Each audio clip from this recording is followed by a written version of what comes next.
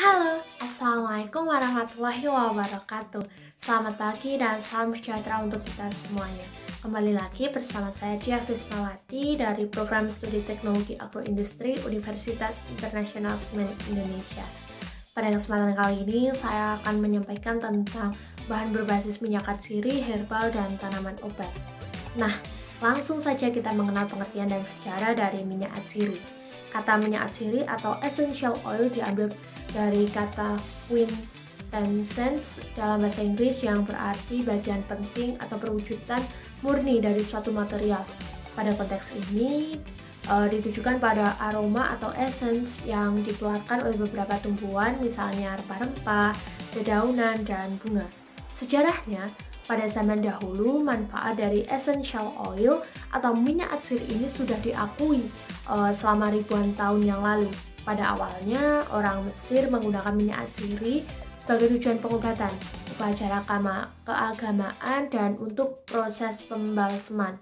Sedangkan di India, minyak atsiri diambil dari bagian internal dan untuk pengobatan Ayurveda. Nah, sebenarnya apa sih minyak atsiri itu? Essential oil atau minyak atsiri atau ether oil atau volatile oils adalah komoditi ekstrak alami dari jenis tumbuhan yang berasal dari daun, bunga, kayu, biji-bijian, bahkan putik bunga. Yang kedua, minyak atsiri didefinisikan sebagai produk hasil penyulingan dengan uap dari bagian-bagian suatu tumbuhan. Minyak atsiri dapat mengandung puluhan atau ratusan bahan campuran yang mudah menguap dan bahan campuran yang tidak mudah menguap, yang merupakan penyebab dari karakteristik aroma dan rasanya. Volatile oil yang berarti minyak terbang atau minyak yang menguap dapat dilepaskan dari bahannya dengan bantuan dididihkan di dalam air atau dengan mentransmisikan uap melalui minyak yang terdapat di dalam bahan bakunya. Nah, selanjutnya adalah informasi mengenai bagian minyak atsiri yang dapat diekstrak minyaknya. Yang pertama ada kulit pohon, contohnya yakni kasia atau ketepang Cina, cedarwood, dan cinnamon atau kayu manis. Yang kedua ada berry atau buah, contohnya yakni black pepper, jinten, dan juniper berry. Yang ketiga ada bunga, yakni ada chamomile, lavender, melati, magnolia, dan mawar. Yang keempat ada batang kayu, yakni palo santo, rosewood, dan cendana. Dan yang kelima ada pucuk daun dan daun, yakni ada basil, peppermint, dan tea tree. Yang keenam ada kulit buah, yakni ada lemon, lime, dan sweet orange. Yang ketujuh ada resin atau getah pohon, contohnya yakni elemi, kemenyan, dan labdanum. Yang ke-8 ada akar, contohnya yakni spikenard dan akar wangi. Dan yang ke-9 ada bijinya, yakni contohnya yakni angelica, anis atau bunga lawang, dan carrot seed. Selanjutnya ada sifat fisik dan sifat kimia dari minyak atsiri. Yang pertama ada sifat fisiknya yakni bau yang khas dari minyak atsiri. Lalu ada bobot jenis. Bobot jenis merupakan salah satu kriteria penting dalam penentuan mutu dan kemurnian dari minyak atsiri. Yang selanjutnya ada indeks bias. Minyak atsiri dengan indeks bias yang lebih besar itu lebih bagus kualitasnya dibanding dengan minyak atsiri dengan nilai indeks bias yang kecil. Selanjutnya ada setiap jenis minyak atsiri mempunyai kemampuan memutar bidang ke kanan atau ke kiri. Besarnya pemutaran bidang polarisasi ini ditentukan oleh jenis minyak atsiri, suhu, dan panjang gelombang cahaya yang digunakan. Selanjutnya ada setiap minyak atsiri mempunyai nilai kelarutan dalam alkohol yang spesifik, sehingga sifat ini bisa digunakan untuk menentukan suatu kemurnian dari minyak atsiri. Yang terakhir ada warna, minyak atsiri yang berwarna kuning muda hingga coklat kemerahan. Namun setelah dilakukan penyimpanan, minyak berubah menjadi warna menjadi kuning tua hingga coklat muda. Untuk sifat kimia dari minyak atsiri ada dua, yakni bilangan asam dan bilangan ester. Bilangan asam pada minyak atsiri menandakan adanya kandungan asam organik pada minyak tersebut. Nilai asam organik dapat digunakan untuk menentukan kualitas minyak. Yang kedua bilangan ester, adanya bilangan ester pada minyak dapat menandakan bahwa minyak tersebut mempunyai aroma yang baik. Selanjutnya ada klasifikasi atau pembagian dari minyak atsiri. Yang pertama ada hidrokarbon. Identifikasi minyak hidrokarbon terutama dilakukan dengan mengukur bobot jenis, indeks bias, dan dengan rotasi oksisnya. Komponen-komponen hidrokarbon yang terdapat pada minyak atsiri yakni hidrokarbon alfatik atau asiklik dan hidrokarbon aromatik. Yang kedua ada alkohol. Alkohol yang sering digunakan di dalam minyak menguap dapat digolongkan menjadi alkohol asiklik, alkohol dan alkohol sesquiterpen.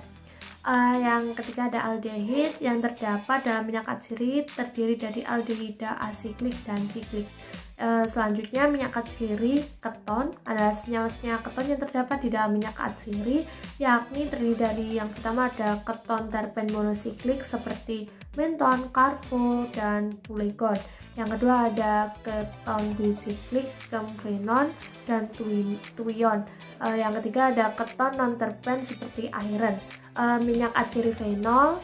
Selanjutnya minyak atsiri fenol dibagi dalam dua jenis senyawa fenol yakni terdapat di alam dan yang terbentuk sebagai hasil penyulingan destruktif dari berbagai tumbuhan. Selanjutnya ada minyak atsiri ester fenolik di alam. Minyak atsiri ester fenolik terdapat senyawa-senyawa seperti anatol dan safrol. Dapat juga ditemukan turunan safrol dalam minyak atsiri seperti apiol. Ester yang selanjutnya yakni ester minyak atsiri. Ester yang terdapat dalam minyak atsiri sangat banyak jenisnya, tetapi yang umum terdapat dalam ester asetat, terpineol, borneol, dan geraniol. Di era modern ini, essential oil atau minyak atsiri sudah banyak digunakan dalam kehidupan sehari-hari. Pada slide ini dijelaskan banyaknya kegunaan dari essential oil. Yang pertama sebagai parfum, yang kedua ada sebagai dentistry atau pasta gigi, ada untuk kosmetik seperti tea oil, untuk cleaning, dan minyak esensial ini bertindak sebagai pelarut alami dan sekaligus sebagai bahan pembersih. Untuk flavor seperti black pepper, lemon, basil, untuk adhesives atau pelarut, untuk medical essential seperti meredakan sakit perut dan memperlancar pernafasan, hingga insect repellent seperti obat nyamuk yang seperti aroma lavender yang tidak disukai oleh nyamuk. Berikut mengenai faktor-faktor penanganan raw material dari minyak atsiri. Yang pertama ada, yakni harus memperhatikan jumlah rendeman. Hal ini mengingat bahwa semakin kecil jumlah minyak atsiri yang dihasilkan maka harganya semakin mahal. Yang kedua yakni penentuan jenis pelarut yang digunakan. Mengingat sifat dari minyak atsiri yakni non-polar, maka pelarut yang digunakan adalah pelarut non-polar dengan memperhatikan jenis minyak dan polaritas jenis minyaknya. Yang ketiga yakni teknologi penanganan yang digunakan. Hal ini sangat berkaitan dengan nilai ekonomi dari minyak atsiri tersebut. Dan yang keempat yakni harus memperhatikan luas permukaan yang diekstrak. Selanjutnya ada handling method atau metode yang digunakan untuk menangani minyak atsiri. Yang pertama ada destilasi yang terbagi menjadi tiga, yakni water distillation, steam distillation, dan direct steam distillation. Yang kedua ada expression atau yang disebut juga dengan pengepresan. Nah, untuk pengertiannya, destilasi air adalah pada metode ini bahan tanaman yang akan disuling mengalami kontak langsung dengan air mendidih. Bahan dapat mengapung di atas air atau terendam secara sempurna tergantung pada berat, jenis, dan jumlah beban yang disuling. Ciri khas metode ini yakni adanya kontak langsung antara bahan dengan air mendidih. Oleh karena itu sering disebut dengan penyulingan langsung. Penyulingan dengan cara langsung ini dapat menyebabkan banyaknya rendeman minyak yang hilang atau tidak tersuling dan terjadi pula penurunan mutu minyak yang diperoleh. Yang kedua adalah destilasi uap. Model ini disebut juga dengan penyulingan uap atau penyulingan tak langsung. Pada prinsipnya model ini sama dengan penyulingan langsung, hanya saja air penghasil uap tidak diisikan bersama-sama dalam ketel penyulingan. Uap yang digunakan berupa uap jenuh atau uap kelewat panas dengan tekanan lebih dari atmosfer. Yang ketiga ada destilasi uap air. Pada model penyulingan ini bahan tanaman yang akan disuling diletakkan di atas rak atau saringan berlubang, kemudian ketel penyulingan diisi dengan air sampai permukaannya tidak jauh dari bagian bawah saringan. Ciri khas model ini yaitu uap selalu dalam keadaan basah dan jenuh, juga tidak terlalu panas.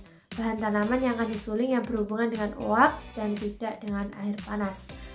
Untuk pengepresan, mekanisme pengepresan merupakan suatu cara ekstraksi minyak atau lemak, terutama untuk bahan-bahan yang berasal dari biji-bijian. Cara ini dilakukan untuk memisahkan minyak dari bahan yang berkadar minyak tinggi, sekitar di rentang 30-70%. Pada pengepresan, mekanisme ini diperlukan perlakuan pendahuluan sebelum minyak atau lemak dipisahkan dari bijinya. Perlakuan pendahuluan tersebut mencangkup pembuatan serbik, perajangan, dan penggilingan, serta tempering atau pemasakan. Dilanjutkan dengan rendering. Definisi rendering itu sendiri adalah suatu cara ekstraksi minyak atau lemak dari bahan yang diduga mengandung minyak atau lemak dengan kadar tinggi. Rendering dibagi atas dua cara, yakni wet rendering dan dry rendering. Nah, untuk wet rendering adalah proses rendering dengan penambahan sejumlah air selama berlangsungnya proses tersebut. Cara ini dikerjakan pada kettle yang terbuka dan tertutup dengan menggunakan temperatur yang cukup tinggi.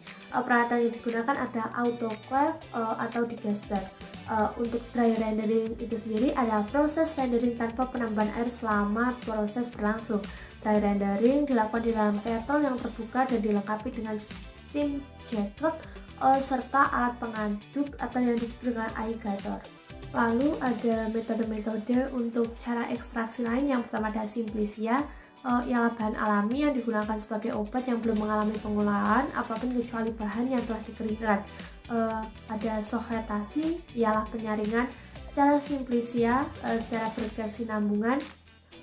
Pelarut dipanaskan sehingga menguap, lalu uap terkumpul dan masuk kembali ke dalam sebuah labu alas bulat. Yang ketiga ada mesereasi, ialah perendaman serbuk simplicia dalam pelarut, kemudian menembus dinding zat aktif dan larut sehingga larutannya didesak keluar dan terjadi kesetimbangan konsentrasi sesudah terkondensasi disebut dengan kondensat. Terus ada dekok, adalah infus pada waktu yang lebih lama dengan suhu sampai titik air, yaitu pada suhu antara 90 sampai 100 derajat Celcius selama waktu 30 menit. Ada infusa, ada ekstraksi dengan pelarut air pada suhu penangas air atau bejana infus tercelup dalam penangas air mendidih. Suhunya di rentang 96 sampai 98 derajat Celcius selama waktu tertentu, biasanya di dalam rentang 15 sampai 20 menit. Selanjutnya ada digesti, adalah meserasi kinetik dengan pengadukan secara kontinu pada suhu yang lebih tinggi dari suhu ruangan, yakni secara umum dilakukan pada suhu 40 sampai 50 derajat Celcius. Untuk handling method selanjutnya ada metode reflux. Prinsip dari metode reflux adalah pelarut volatil yang digunakan akan menguap pada suhu tinggi, namun akan didinginkan pada kondensor sehingga pelarut yang tadinya dalam bentuk uap akan mengembun pada kondensor dan turun lagi dalam wadah, sehingga pelarut akan tetap ada selama reaksi berlangsung. Yang selanjutnya ada metode perkolasi. Perkolasi adalah cara penyarian dengan mengalirkan penyari melalui serbuk simplicia yang telah dibasahi. Keuntungan metode ini adalah tidak memerlukan langkah tambahan, yaitu sampel padat yang terpisah dari ekstrak. Kerugiannya adalah kontak antara sampel padat tidak merata atau terbatas dibandingkan dengan metode reflux, dan pelarut menjadi dingin selama proses perkolasi sehingga tidak melarutkan komponen secara efisien. Nah, setelah kita membahas tentang macam-macam metode handling method dari minyak atsiri, sekarang pada slide ini dijelaskan macam-macam ekstrak. Ekstrak berdasarkan sifatnya dapat dibagi menjadi, yang pertama adalah ekstrak encer, sediaan yang masih dapat dituang. Yang kedua ada ekstrak kental, yakni sediaan yang tidak dapat dituang dan memiliki kadar air sampai 30%. Yang ketiga ada ekstrak kering, yakni sediaan yang berbentuk serbuk, dibuat dari ekstrak tumbuhan yang diperoleh dari penguapan bahan pelarut. Yang keempat ada ekstrak cair, yakni mengandung simplisia nabati yang mengandung etanol sebagai bahan pengawet. Pembahasan selanjutnya yakni herbs and medical plants. Definisinya, herba dalam kata bahasa Inggris herb adalah bahasa Sanskerta verb, mempunyai makna kurang lebih atau berarti untuk dimakan. Agar kata herba juga diduga berasal dari bahasa Latin herba yang artinya rumput atau pakan. Sejarahnya, perjalanan herba dalam masyarakat dunia banyak terkait dengan kesehatan dan sejarah perdagangan. Herba telah digunakan dalam praktek kesehatan dan pengobatan sejak berabad-abad tahun yang lalu. Ada aspek spiritual yang melekat erat dalam praktek dan upaya penyembuhan. Nah, untuk contoh tanaman herba atau medical plant, yakni ada rempah aromatik seperti cengkeh, adas manis, dan kapulaga. Untuk rempah-rempahnya ada jahe, temulawak, dan temu ireng. Untuk herbs dan medical plant, rempah daunnya ada basil, kemangi, dan parsley. Untuk rempah pedasnya ada lada, cabai, jahe, dan paprika. Untuk rempah warnanya ada kunyit yang memberikan warna oranye dan keluak yang memberikan warna hitam. Efek dari tanaman obat, tentu saja yang namanya tanaman obat mempunyai efek mengobati, namun ada perbedaannya, yakni resultan dan sinergi. Resultan itu terdapat kandungan bahan yang bersifat resultan, sifatnya tetap pada senyawa material dan tidak mempunyai minyak atsiri. Sebagai contohnya, kita percaya bahwa mengkonsumsi daun belimbing dapat menurunkan tekanan darah tinggi. Dan kita juga percaya bahwa daun jambu sebagai obat diare. Hal itu bisa terjadi karena kandungan senyawanya yang bersifat resultan untuk mengobati. Sedangkan arti dari efek tanaman obat sinergi yakni yang memiliki efek mengobati dengan interaksi dari aroma, rasa, dan kandungan minyak atsiri pada bahan. Contohnya yakni kayu manis dapat mengobati batuk dan sesak napas beserta aromanya dan rasanya. Aromanya membuat rileks dan senyawanya membantu untuk mengobati batuk. Nah, pada yang terakhir untuk tambahan yakni pengeringan herbs. Metode pengeringan dengan perlakuan temperatur dan tidak temperatur sama-sama memberikan kerugian pada bahan, yakni metabolit sekundernya akan berkurang. Kerugiannya yakni hilangnya aroma dan essential oilsnya seiring proses pengeringan. Maka dari itu dalam hal ini bahan yang akan diekstrak minyak atsirinya harus ditangani dalam sedini mungkin dalam kondisi yang masih segar dan dalam kondisi air yang masih banyak, karena air itu mengikat aroma dan senyawa yang menghasilkan aroma pada bahan tersebut.